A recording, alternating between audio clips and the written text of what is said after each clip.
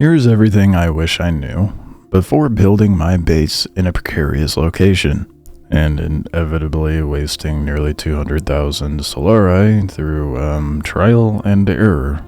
But first, let's go over the basics. You'll have two variants of subfief that you can place. The first subfief does not get taxed. However, the advanced subfief is taxed. You can see how much you owe if you go to the menus and look under management. It'll tell you how much you owe and when you need to pay it by. That way your base isn't eviscerated by the Coriolis storm.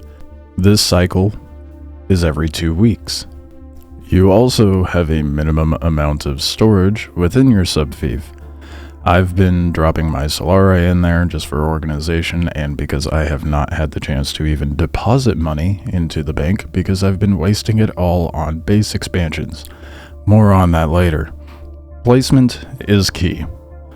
Keep in mind when you place your subfief, it is in the dead center of the cube of which you're allotted to build in.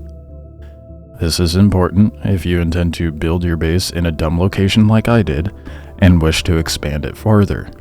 You expand your base using these land stake claim things that cost 15,000 Solari each. So if you want to build your base to the maximum volume, it is going to cost you 150,000 Solari.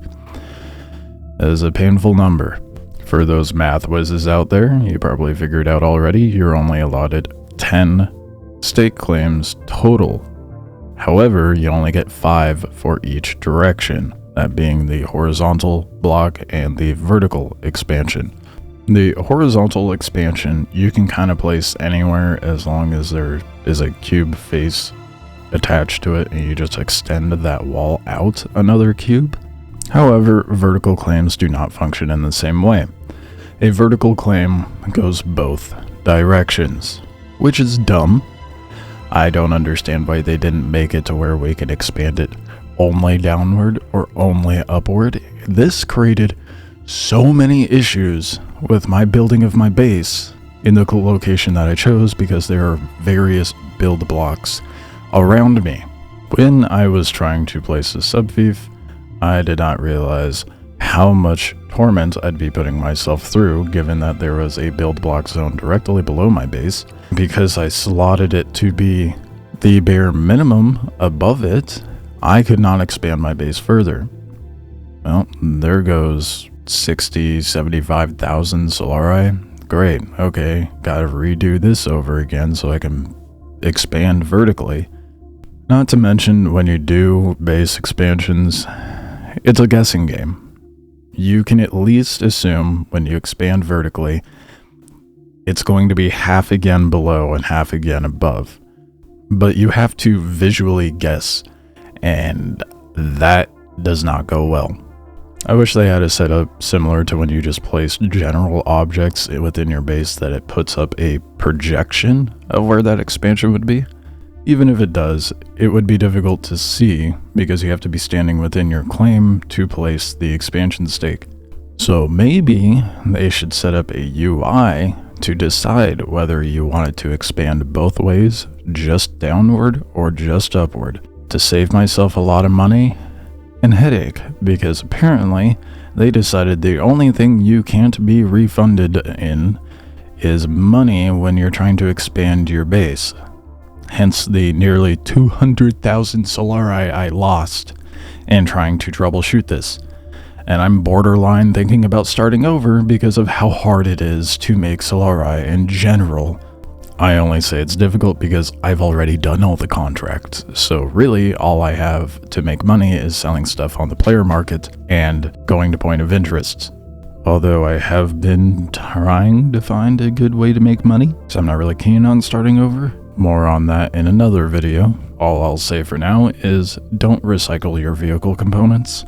With this sort of setback, it makes things even more brutal for me because most of your money is just really spent on having cosmetic changes to your building or having different variants of your ornithopter. The ornithopter variants are 60k each. The building variants are 80,000. And that's only with the house that you align with. Otherwise, it's going to be even more expensive. Twice as expensive, to be exact. So the Harkonnen build pieces, for me, are now 160,000 Solari. Or I could betray Atreides and go through the Harkonnen quest line and unlock it that way, but it kind of sucks, especially considering how expensive it is to do land claims and how much money I wasted. So to avoid great money loss, you can do one of two things. Don't build in a dumb location like I did, or you can try to visually project where it could be by placing multiple subfiefs and stepping back and looking at it. That's still a bit of a guessing game, and I still managed to goof that up, but it was all in the sake of trying to figure out the limits and parameters of this. I really hope they do some sort of UI so we can choose which direction the vertical expansion goes. The fact we don't have that option eludes me. Whether that's deliberate by the developer or just an oversight, I have no idea. I kind of fall into the camp of assuming it was a bit of an oversight. Here's to hoping they change something about that. But I'm chock full of copium, so time will tell. And on that terrible disappointment, be sure to subscribe if you want to see more tips and, pain avoidance, because I'm going through it so you don't have to. Catch me live pretty much every day. See you guys in the next one.